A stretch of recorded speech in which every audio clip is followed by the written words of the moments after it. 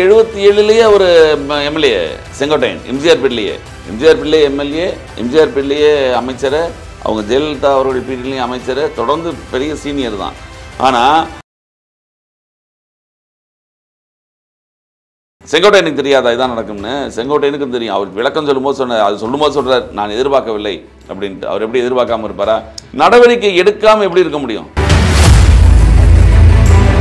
அடிமட்ட முறையும் கொண்டு போனது அண்ணாமலை தான், அதை மறுக்க முடியாது. அந்த தொண்டர்கள் இன்னும் அந்த தொண்டர்களுக்கு பல பேருக்கு அதிமுகவும் பிஜேபி கூட்டணி வச்சது பிடிக்கல.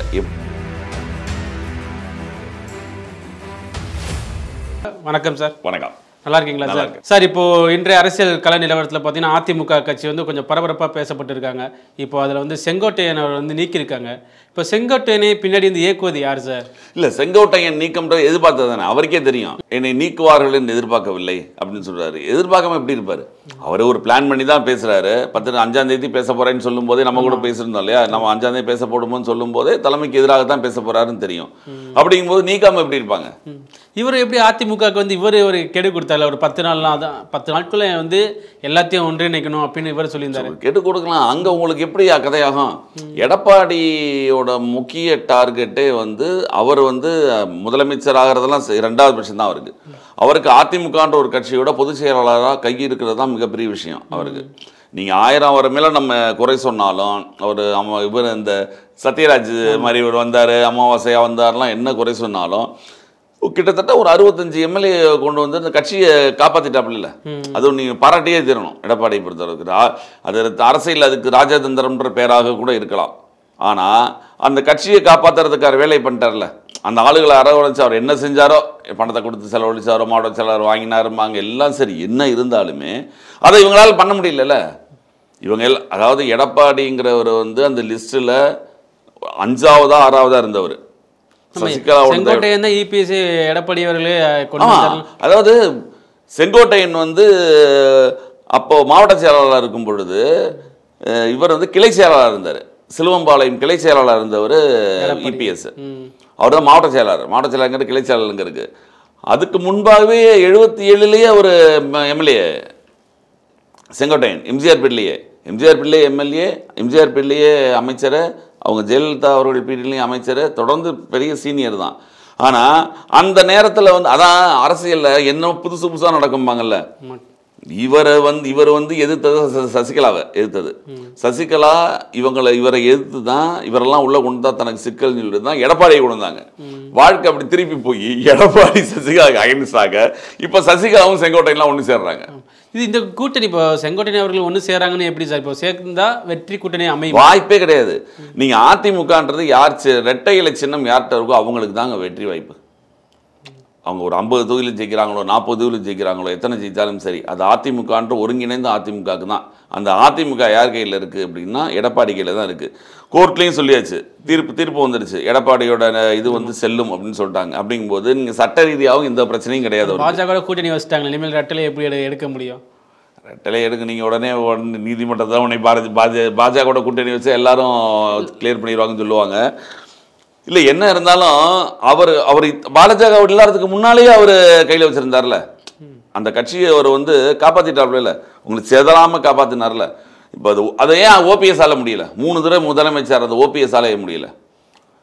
ஜெயலலிதா அவர்களோட கூடையே இருந்த இணைப்பிரியா கூட இருந்த உடன்புறவா சகோதரி இணைய தோழியாக இருந்த சசிகலாவை கண்ட்ரோல் பண்ணது தான் இவங்க எல்லாரையும். அவங்களால என் கட்சியை கையில் வைக்க முடியல. 3 முறை முதலமைச்சர் அந்த ஓபிஎஸ் ஆல முடியல. இப்போ சசிகலா அவர்களால் முடியும். சார், தினகரன்லாம் அதுலேருந்து ஒரு சின்ன பாட்டு தான் வச்சுங்க. தினகரன்லாம் நீங்கள் அமமுகவெல்லாம் நீங்கள் மிக பெருசாலாம் எதிர்பார்க்க முடியாது. அந்த பக்கம் ஒரு அந்த தென் மாவட்டங்களில் ஒரு சில அளவுகளில் செல்வாக்கு இருக்குன்றது உண்மைதான். ஆனால் நீங்கள் மொத்த வெற்றி வாய்ப்பை பாதிக்கிற அளவுக்கு அவங்களுக்குலாம் ஒன்றும் பெருசாக கிடையாது. அதனால் ஒருங்கிணைந்த அதிமுக யார் கையில் இருக்கோ அவங்களுக்கு தான் பெருசு. எடப்பாடிகளில் தான் இருக்குது. அப்படின்னா இப்போ செங்கோட்டையன் வெளியில் வந்து என்ன ஆகுதுன்னு நினைக்கிறீங்க? 3 சேர்ந்து 4 வரணும் கதை தான். ஆமாம். இது இப்போ பாஜக வந்து சரி ஓகே இதில் ஒன்றிணைப்போம் அப்படின்னு ஒரு முடிவுக்கு வருவாங்களா சார்? இப்போ அதிமுக அது எடப்பாடி எந்த காலத்திலும் ஒதுக்க மாட்டார். அப்படின்னா அவர் பாஜகவை தூக்கி எறியும் தேங்க மாட்டார். அவருக்கு தேவை அதிமுகவோட பொதுச் செயலாளர் தான் இருக்கணும்னு. அவர் தினகரனையோ சசிகலா அவர்களையோ செங்கோட்டையனையோ இனிமேல் முந்தி ஓபிஎஸ்ஐயோ இப்போ இனிமேல் செங்கோட்டையனையோ அவர் உள்ளே சேர்க்க மாட்டார். நீங்கள் இன்னொரு பக்கம் பார்க்க போனீங்கன்னா ஒரு கட்சி அப்படின்னு ஒரு தலைமைன்னு ஒன்று இருந்துச்சு வச்சுங்களேன், அவங்க எதிராக பேசுகிறவங்க விளக்க தான் செய்வாங்க. அதுக்கு ஒன்றும் நம்ம இன்னும் சொல்லவே முடியாது. இப்போ ஸ்டாலின் அவர் தலைமையை எதிர்த்து ஒருத்தர் பேட்டி கொடுக்குறாரு, கட்சியை விட்டு நீக்காமல் இருப்பாங்களா? இந்த இடத்துல நீங்கள் சீனியர் ஜூனியர் கதையெல்லாம் இங்கே கதைக்காது. சீனியர் இங்கே ஒரு கட்சி நடத்தணும், அவ்வளோதான். அப்போ நீங்கள் மிக மிக தெளிவாக முன்னே எடப்பாடிக்கு அவர்களுக்கு முன்பாலே இந்த கட்சியை நீங்கள் கைப்பற்றிருக்கணும்ல. அப்படி பார்க்க போனால் உங்களால் முடியல. அவர் எப்படியோ வந்தார், தலைமை பதவிக்கு வந்துட்டார். தலைமை பதவிக்கு வந்து தன் தலைமையும் காப்பாற்றிட்டார் இத்தனை நாள் வரைக்கும். கட்சியும் பெருசாக ஒன்று. இப்போ இவங்கெல்லாம் வெளியில் போனாங்க, வெளியில் போனால் என்ன பாதிப்பு நடந்துச்சு? ஒருவேளை தென் மாவட்டங்களில் ஒரு சில இடத்துல பாதிப்பு இருக்கும், இல்லைன்னு நம்ம சொல்ல முடியாது. தென் மாவட்டம் மிச்ச இடங்கள்லாம் ஒன்றும் கிடையாது, அவங்களுக்கு தெரியும் அவங்களுக்கு. Okay sir. இன்னொன்று இப்போ செங்கோட்டையன் அவர்கள் சில ப்ரெஸ் மீட்டில் கூட சொல்லியிருக்காரு, பிரிந்து போனவங்க ஒன்று சேர நான் முயற்சி பண்ணுவேன். இப்போ பிரிந்து போனவங்க என்ன சொல்கிறாங்கன்னா, எனக்கு கட்சியில் எந்த பதவி வேணாம், ஆனால் நான் களத்துலேருந்து நான் பணியாற்றுறேன், நம்ம கட்சி வளரணும் அப்படிங்கிறாரு. இது எடப்பாடி ஏற்றுக்குவாரா? அது எப்படி ஏற்றுக்குவாரு? அவங்கள உள்ள விட்டு அடுத்தது அவருக்கு தெரியாதா சிக்கல் வரும்னு? அது எதுக்கு இவங்களை அலோவ் பண்ணால் அடுத்து ஓவராக பிரச்சனைகள் வரும் தெரியும். இப்படி உள்ள விட்டா போதும், உள்ள விட்டா சிக்கல் தெரியும். இன்னொன்று, இவங்க எல்லாருமே எம்ஜிஆர் அவர்கள் வந்து எல்லாரையும் வந்து அரவணைத்து போனார், யாரையும் கட்சியை விட்டு இது பண்ண மாட்டா. விளக்கம் இவர் சொல்றாருல, விளக்கம் என்கிட்ட கேட்கலன்னு. ஜெயலலிதா அவர்கள் எத்தனை பேர் கட்சியை விட்டு நிற்கிறாங்க? விளக்கம் கேட்டா நிற்கிறாங்க. அவங்க ட்ரெயினில் வந்துகிட்டு இருப்பாங்க, மினிஸ்டர் இறங்கும் போது மினிஸ்டர் இல்லையான்னு கீழே இறங்கி தான் தெரியும் அவங்களுக்கு. எத்தனை பேர் நீக்கப்பட்டிருக்காங்க தெரியுமா? மதுரையிலேருந்து பாண்டியன் எக்ஸ்பிரஸில் ஏறுவாங்க, சென்னையில் இறங்கும்போது மினிஸ்டர் இருக்க மாட்டாங்க. அதே மாதிரி ஜெயலலிதா இருக்கும்போது சார், இப்போ நான் கேள்விப்பட்டிருக்கேன் என்னன்னா, அமைச்சர்கள் டெல்லி போனாவே அது அம்மாவோட இந்த கண்காணிப்பில் தான் போவாங்களாம், அம்மாவோட சொல்லிட்டு தான். இப்போ இருக்க அமைச்சர்கள் யாரும் இப்போ செங்கோட்டையன் போகும்போது கூட இபிஎஸ்கிட்ட சொல்லிட்டு போலே. நீங்கள் ஜெயலலிதாவையும் நீங்கள் எடப்பாடியெல்லாம் நீங்கள் வந்து ஒன்றா யோசிச்சு பார்க்க முடியுமா? அவங்க வந்து மிகப்பெரிய ஒரு ஆளுமை. அவங்க இருந்த அதிமுக நீ கிடையாது. இவர் வந்து கட்சியை காப்பாற்றினார் தான் சொன்னமே தவிர அவர் ஜெயலலிதா அவர்களுக்கு நிகர்ன்னு சொல்ல முடியாதுல்ல. அங்கே ஒரு கண்ணசைவில் எல்லாமே நடக்கும். அவங்க மிகப்பெரிய தைரியசாலிங்க. வாணியம்பாடியில் வந்து இஸ்லாமியர்கள் விட்டு அதிகம். அங்கே நாகூர் அனிஃபா நிற்கிறாரு திமுகவில் இருந்து. இவங்க வடிவேல்னு ஒருத்தர் நிற்க வைக்கிறாங்க, இஸ்லாமியர் இடத்துல நின்று அவர் ஜெயிச்சு அவருக்கு வந்து மந்திரி பதவி கொடுத்தாங்க. வடிவேல்னு ஒருத்தருக்கு மந்திரி பதவி கொடுத்தாங்க. அவங்களுடைய தைரியம்லாம் இவங்களுக்கு வராது. இவர் கஷ்டப்பட்டு கட்சியை நான் தான் கண்ட்ரோல்னு கூட சொல்ல முடியாது, வைக்க முயற்சி செய்கிறார். அந்த மாதிரி நேரங்களில் இந்த மாதிரி ஆட்கள் அவர் இல்லாது மிகப்பெரிய நல்லது. அவரோட பாயிண்ட் ஆஃப் வியூவில் பார்த்தீங்கன்னா செங்கோட்டையனை எப்படா வெளியே போவார்னு யோசிச்சுட்டு இருந்தார். ஏன்னா ரொம்ப காலம் ஒரு வருஷமாகவே ரெண்டு பேருக்கும் சிக்கல் தான், இவருக்கும் அவருக்கு என்ன தான் தான் சீனியர்ன்ற ஒரு மனசில் ஒன்று இருக்கும்ல செங்கோட்டையனுக்கு. அதனால இவர் அங்கே உள்ளுக்குள்ளே இருக்க சேலம் ஈரோடுலேயே பல்வேறு பிரச்சனைகள் இருந்திருக்கு. அதனால டைம் பார்த்துட்டு இருந்திருக்காரு. அவருக்கு இனிமேல் தெரிஞ்சு போச்சு நம்மளை. ஏன்னா அவருக்கு என்ன பயம் வந்துருச்சுன்னா, அடுத்த தேர்தலில் சீட்டு கொடுக்க மாட்டாங்கன்ற மாதிரி பேச்சு வந்துருச்சு செங்கோட்டையனுக்கு. அது பெரிய அசிங்கம், அது திருப்பி ஒன்றுமே செய்ய முடியாது. அதுக்காக தான் இப்போயே இந்த மாதிரி ஒரு இதை ஆரம்பித்து 10 நாள் கெடுவெலாம் வச்சிடலாம். அதை கேட்க மாட்டாருன்னு நமக்கே தெரியும், அவருக்கே தெரியும். செங்கோட்டையனுக்கு தெரியாதா இதான் நடக்கும்னு? செங்கோட்டையனுக்கும் தெரியும். அவர் விளக்கம் சொல்லும்போது சொல்கிறார், நான் எதிர்பார்க்கவில்லை அப்படின்ட்டு. அவர் எப்படி எதிர்பார்க்காம இருப்பாரா? நடவடிக்கை எடுக்காமல் எப்படி இருக்க முடியும்? ஒரு கட்சிக்கு தலைமைக்கு எதிராக ஒருத்தர் பேசுகிறாங்க அப்படின்னா, அவர் கட்சி தலைமைக்கு ஒருத்தர் கெடு வைக்கிறாருன்னு வச்சுக்கோங்க, கட்சி தலைமை தான் அது. நீங்கள் அதை வந்து நீங்கள் சீனியர் ஜூனியர்னு கிடையாதுன்னு சொல்கிறார். என்ன இருந்தாலும் ஒரு பொதுச் செயலாளர், கட்சி தலைவர் அவர் தான் இப்போதைக்கு, இல்லையா? அப்படிங்கும்போது அவரை ஏற்று சொல்லும்போது அது நடவடிக்கை எடுக்க தான் செய்வாங்க. Okay sir. இப்போ இபிஎஸ் அவர்கள் வந்து பாஜக இன்னொன்று சொல்லேன், 10 நாள் கெடு வச்சுட்டு அவர் பாட்டு இப்போ கிளம்பி ஏதோ ஹரிதுவாருக்கும் இங்கே போயிட்டாரு. ஆமாம், போயிட்டாரு. இப்போ எதுக்கு என்ன காரணத்துக்காண்டி ஒரு காரணம் சொல்கிறாங்க? என்ன சொன்னாங்க? பிஜேபி பார்க்க போயிருப்பாங்க அப்படின்னு. அதில் ஒரு ரெண்டு விஷயம் இருக்குது. ஒன்று, எல்லாரும் யோசிச்சது என்னென்னா, இது பேக்ரவுண்ட், இவருடைய செயலுக்கு பேக்ரவுண்ட் பிஜேபியாக இருக்குமோ அப்படின்னு முதல்ல இருந்தது. ஆனால் முதல்ல அப்படி தான் இருந்தது. இவர் போன தடவை டெல்லியெல்லாம் இனிமேல் அதை அவங்க செய்ய மாட்டாங்க. ஏன்னா அவங்களுக்கு தேவை ஒரு அதிமுகன்றது வலுவாக இருக்கணும்னு. அவங்க ஒன்று சேர்க்கறதுக்கு வந்து எடப்பாடிகிட்ட பேசுவாங்களே தவிர இந்த மாதிரிலாம் செஞ்சாங்கன்னா இன்னும் கொஞ்சம் பிரியும் தெரியும் அவங்களுக்கு. அவங்க இந்த மாதிரி சிக்கல் விரும்ப மாட்டாங்க. அவங்களுக்கு தேவை நல்ல பலமான அதிமுக. எல்லாரும் சேர்ந்தால் சரி, சேரலைனாலும் எடப்பாடி தலைமையில தான் அவங்க சந்திப்பாங்களே தவிர இந்த மாதிரி குட்டையை குழப்பற வேலை இனிமே பண்ண மாட்டாங்க. முந்தி பண்ணாங்க, இனிமே பண்ண மாட்டாங்க. ஏன் இனிமே பண்ணா என்ன சிக்கல் ஆகும்னா, அவங்களுக்கு தேர்தல் அப்போ அவங்களுக்கு வீக்னஸ் ஆகும். அண்ணாமலை பேர்ல வேணா சில டவுட் சொல்றாங்க எல்லாரும். ஆமா. அண்ணாமலை தான் இதுக்கு பின்னால் இருக்கலாம், இருந்தாலும் இருக்கலாம். ஓகே, டிடி கூட சொல்லியிருப்பார் ப்ரெஸ் மீட்டில், நாங்கள் அண்ணாமலைக்காண்டி தான் அவர் நாங்கள் முயற்சி பண்ணாரு, அதனால தான் கூட்டணி சேர்ந்தோம், பிரதமர் மோடி அவர்கள் மீண்டும் பிரதமராகணும் சேர்ந்தோம், இப்போ அதிமுக கூட்டணி வச்சனால தான் அந்த இடத்துல நாங்கள் வெளியே வந்துட்டோம் அப்படின்னு டிடிவி சொல்லியிருந்தாரு. அந்த டிடிவி இப்போதானே சொல்றாரு. ஆனால் இதுக்கு முன்னால் தேசிய ஜனநாயக கூட்டணியில் நாங்கள் நீடிக்கிறோம், மிக நல்ல பிரதமர்லாம் சொன்னாரு. இப்போ அவருக்கு தெரிஞ்சு போச்சு அவங்கள விளக்குறாங்கன்ட்டு. ஏன்னா எடப்பாடி கண்டிப்பாக ஒத்துக்க மாட்டார் டிடிவி எல்லாம் உள்ள கூட்டணியில் வச்சுக்கிறதுக்கு. எப்படி உங்க கூட்டணியில் இருக்க முடியும்னு புரியல. ஓபிஎஸ் தனியாக இருக்காரு, இவர் எடப்பாடியை எதிர்த்து ஒரு கட்சியை ஆரம்பிச்சிருக்காரு அதிமுக மீட்போம்னு. அதே அதிமுக இருக்கிறதுல இவங்க எப்படி கூட்டணி வைக்க முடியும்? அவங்க எப்படி ஒத்துக்குவாங்க? அவங்க ஒத்துக்க மாட்டாங்கன்னு தெரியும். அதனால் தெரிஞ்சு போச்சு நம்மளை கண்டிப்பாக விளக்க போகிறாங்கன்னு தெரிஞ்சு முந்திக்கிட்டாரு, அவ்வளோதான். டிடி தினகரன் சொல்லியிருப்பாரு அண்ணாமலைக்காக தான் வச்சோம் அப்படின்ட்டு. இப்போ அண்ணாமலை வந்து இப்போ அதிமுக இபிஎஸ் அவர்கள் தான் நம்ம முதலமைச்சர் இபிஎஸ் அவர்கள் சும்மா அதெல்லாம் நமக்கே தெரியாதா? அண்ணாமலை அது அவர் சொல்கிறத பார்த்தீங்களா? இன்னொன்று, இபிஎஸ் முதல்வராகிறதுக்கு உயிரை கொடுத்து வேலை பார்க்கணும் அப்படின்னு ஒரு மீட்டிங்கில் பேசுகிறாரு. ப்ரெஸ் மீட்டில் அது கேட்டதுக்கு நீங்கள் இப்படி சொல்கிறீங்களே கேட்டதுக்கு, அவர் கட்சியோட தொண்டனாக நான் இதை செய்யணும், கட்சிக்காக என் கடமை அப்படின்னா உங்களை மனசார கிடையாது அப்படின்னு தெரியுதுல. அப்பயே தெரிஞ்சு போச்சு இவர். ஆனால் எல்லாருக்கும் ஒரு டவுட்டு, இவர் ட்விஸ்ட் பண்ணுறாருன்னு ஒரு டவுட் இருக்குது அண்ணாமலை மேலே இருக்குது.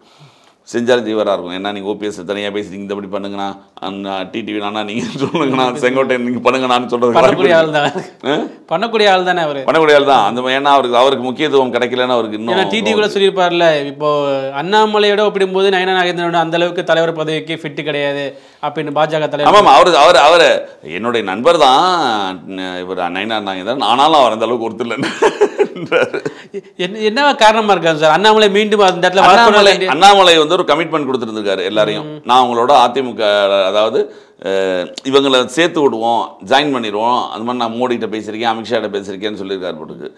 நேரடியாக அது ஒன்று அண்ணாமலையே எதிர்பார்க்கல, அதிமுகவோட பிஜேபி கூட்டணி வைக்கும்ன்றது எதிர்பார்க்கல. ஏன்னா முதல்ல இவர் தானே அந்த ஒரு கண்ணாடி கூட்டில் ஒரு கல் எரிஞ்சு விடுவர் தானே, இவரோட ஆரம்பத்தில் தானே விலகுனது. பிஜேபியோட தலைமையை பொறுத்த வரைக்கும் இங்கே வந்து அதிமுக தான் தேவை அப்படி. அதனால தானே அண்ணாமலையை தூக்கினாங்க. அண்ணாமலை எதிர்பார்க்காத அதை எடப்பாடி அவர்கள் சொல்லி தானே. ஆமாம், எடப்பாடி சொல்ல. ஆமாம், எடப்பாடி வச்ச நிபந்தனையாக தானே அண்ணாமலை இருக்கக்கூடாதுன்னு சொல்லிட்டு தானே எல்லாருக்குமே தெரியுமே.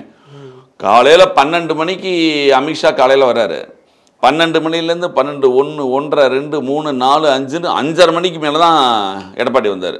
எல்லா நிபந்தனையும் சரின்னு சொன்னதுக்கப்புறம் தான். ஏன் அவருக்கு முக்கிய நிபந்தனை என்னென்னா அண்ணாமலை இருக்கக்கூடாது அப்படிங்கிறது தான். அண்ணாமலை இருந்தால் சேர்ந்து வேலை பார்க்க முடியாது அப்படின்றதுக்காக நயனா நாகேந்திரன் நமக்கு கொண்டு வந்தது, இவங்க கொண்டு வந்தது. அந்த கோவம் கூட அண்ணாமலைக்கு இருக்கும்ல. அவர் எப்படி மனதார ஒத்துக்குவாரா, இன்னும் உயிரை கொடுத்தாவது வேலை செய்யணும் அப்படின்னு சொல்றதெல்லாம் யாரும் நம்மளை பெருசாக காட்டிக்கிறீங்க, நமக்கு மக்கள் பலன் அதிகமாக இருக்குன்னு அண்ணாமலை காட்டிக்கிறாரா சார்? இல்லை அமித்ஷா வரும்போது பார்த்தீங்களா அண்ணாமலையின் பேர் சொல்லும்போது நான் அதான் சொன்னேன், நீங்கள் திருப்பி நீங்கள் பிஜேபி கட்சிக்காரங்களையும் மக்களையும் ஒன்று சேர்க்காதீங்க. இது வந்து பிஜேபி கட்சிக்குள்ள அண்ணாமலைக்கு மிகப்பெரிய செல்வாக்கு இருக்குது பிஜேபி தொண்டர்களிடம், அது இல்லைன்னு மறுக்கவே முடியாது. பிஜேபியில் இருக்கிற தொண்டர்கள்ட்ட அண்ணாமலைக்கு தான் செல்வாக்கு இருக்குது. நயனா நாகேந்திரனுக்கோ தமிழிசைக்கோ அவர்களுக்கு யாருக்குமே செல்வாக்கு தொண்டர்கள்கிட்ட கிடையாது. மக்கள் வேற, தொண்டர்கள் வேற. பிஜேபியோட தொண்டர்கள்ட்ட அண்ணாமலை செல்வாக்கு இருக்கு. பிஜேபி தொண்டர்கள் கூடின இடத்துல அமித்ஷா அவர் பேரை சொல்லணும்னா அவ்வளோ கைதிட்டு வந்தது. இது தமிழக மக்கள்கிட்ட நம்ம கருத்து நம்ம எதுக்க முடியாது. அண்ணாமலைக்கு பிஜேபி அவரோட தொண்டர்கள்ட்ட நல்ல செல்வாக்கு இருக்கு. அவர் தலைவராக நீடிச்சிருந்தாருன்னா நல்லா அவங்களுக்கு நிறைய வாய்ப்புகள் இருந்திருக்கும். தனியாக இருந்தாருன்னா பல சீட்டுகளுக்கு வாய்ப்பு இருந்திருக்கும். ஆனால் பொதுவாக தேசிய கட்சிகள் போடுற கணக்கு என்னென்னா, இங்கே ஒரு மாநில கட்சியோட சேர்ந்தால் தான் அவங்களுக்கு சீட்டோட எண்ணிக்கை வரும் அப்படிங்கிறதுக்காக அந்த கணக்கு போடலாம். ஆனால் அது வந்து மக்கள்கிட்ட செல்வாக்கு கிடையாது, அவங்ககிட்ட இருக்கு. மக்கள்கிட்ட செல்வாக்குன்னா வந்தால் தானே தெரியும். எலெக்ஷனில் போன தடவை எலெக்ஷன் தோற்று போயிட்டாரு. ஆமாம், தோற்று பண்ணார்ல. ஓகே, இப்போ பாஜக கட்சி வந்து அண்ணாமலை தலைவராக இருக்கும்போது எப்படி இருந்துச்சு, இப்போ நயனா நாகேந்திரன் அவர்கள் இருக்கும்போது எப்படி? அண்ணாமலை தலைவராக இருக்கும்போது உண்மையிலேயே ஒரு மிகப்பெரிய ஆக்டிவாக இருந்தது, அது நம்ம இல்லைன்னு மறுக்கவே முடியாது. கட்சி ஆக்டிவாக இருந்தது. டெய்லி ஒரு ப்ரெஸ் மீட் சீமான் மாதிரி. ஆமாம், உங்களுக்கு டெய்லி காலையில் திமுக காரங்களுக்கு அண்ணாமலைக்கு பதில் சொல்றதே ஒரு வேலையாக இருந்துச்சு.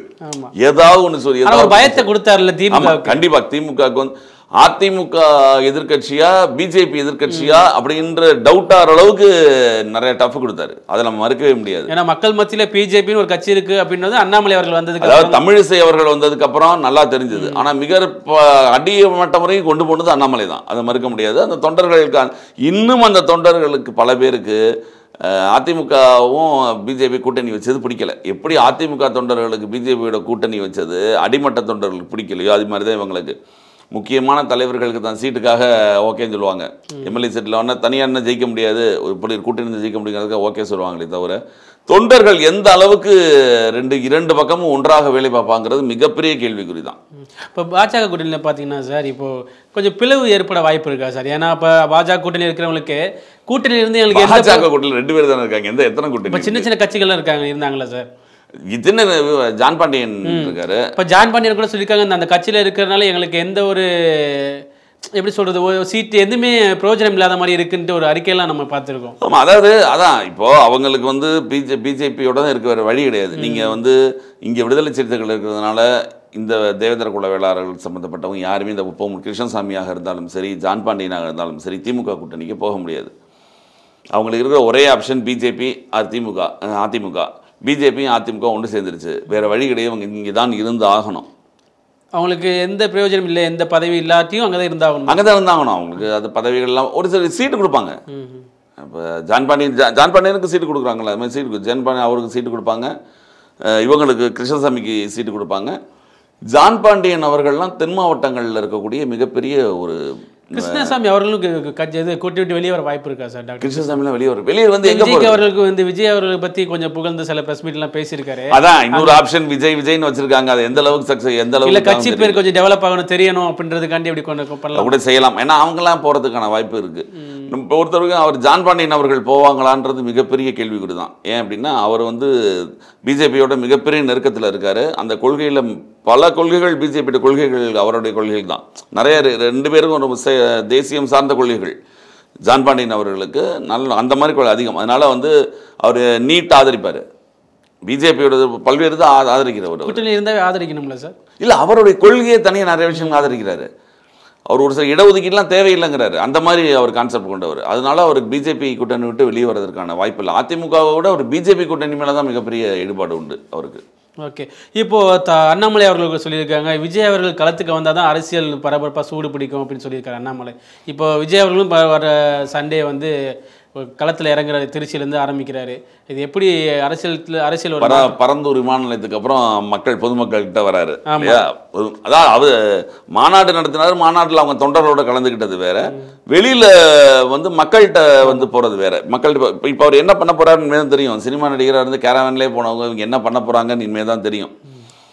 இப்போ எங்களுடைய அரசியல் மக்கள்கிட்ட எந்த அளவுக்கு இவங்க ரீச் ஆகிறாங்க. ஏன்னா பவுன்சர்ஸ் இருக்காங்க, சுற்றி வந்து ஆளை விடுவாங்களா என்ன ஏதுன்னு இவ்வளோ வேலி போட்டாலே தாண்டுறவங்க இப்போ வந்து டெம்போவில் தான் வராரு. வந்தால் அந்த இடத்துல எப்படி அந்த க்ரௌடு எப்படி இது பண்ண போகிறாங்க? இந்த 2 பக்கம் தூக்கி வீச வேண்டியதான்.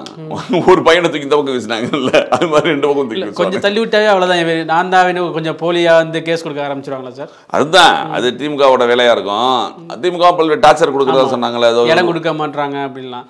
இது எல்லா இடத்துலையும் நடக்கிறதான். வளரும் போது பல்வேறு விஷயங்கள் செய்வாங்க. ஆனால் ஒன்று, விஜய்னால பாதிப்பு கண்டிப்பாக அரசியல் அதிமுகவுக்கு பிஜேபிக்கெல்லாம் இருக்கும். அந்த பாதிப்பு ஏன்னா திமுகவோட எதிர்ப்பு ஓட்டுகள் பிரிக்கிறது தான் அவங்க எல்லாருமே. அதனால திமுகவோட ஓட்ட விஜய் பிரிக்கிறதுக்கான வாய்ப்பு குறைவு. ஏன்னா அவர் திமுகவை தான் திட்டுறாரு. ஸோ திமுகவோட எதிர்ப்பு வாக்குகள் இருக்கு இல்லையா, அதை வந்து மிகப்பெரிய பாதிப்பை ஏற்படுத்தும். திமுக எதிர்ப்பு வாக்குகள் எவ்வளோ சார் வரும்? இந்த வாட்டி அதிகமாகவே வருமா? இல்லை, உங்களுக்கு எத்தனை பர்சன்டேஜ் இப்போ நீங்கள் அவங்க ஒரு 25% வாங்கினாங்கன்னு வச்சுங்களேன், மிச்சம் 40-50% எதிர்ப்பு ஓட்டு தானே. அது நேரடியாக ஒரு இடத்துக்கு போனால் அவங்க ஜெயிக்கலாம்.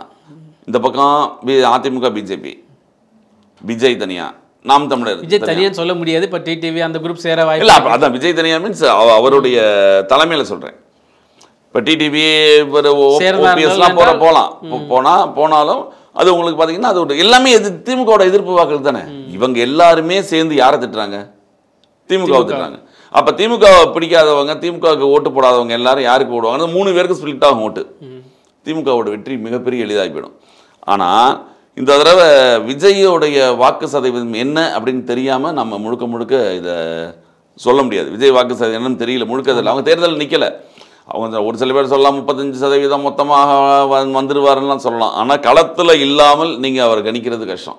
வாக்கு சதவீதம் அதிகமாக வாங்குவார், ஓட்டை நிறைய பிரிப்பார், அது கண்டிப்பாக உறுதி. அவரால் பாதிக்கப்பட போகிறது நாம் தமிழர், அதிமுக பிஜேபி இதான் மிகப்பெரிய பாதிப்படையும். ஓகே சார், ரொம்ப நன்றி சார். பொறுத்திருந்து பார்ப்போம் செங்கோட்டையன் அவர்களுடைய அடுத்த மூவ் என்ன, விஜய் அவர்களுடைய பயணம் பேரணி எப்படி இருக்க போகுது என்று பொறுத்திருந்து பார்ப்போம். ரொம்ப நன்றி.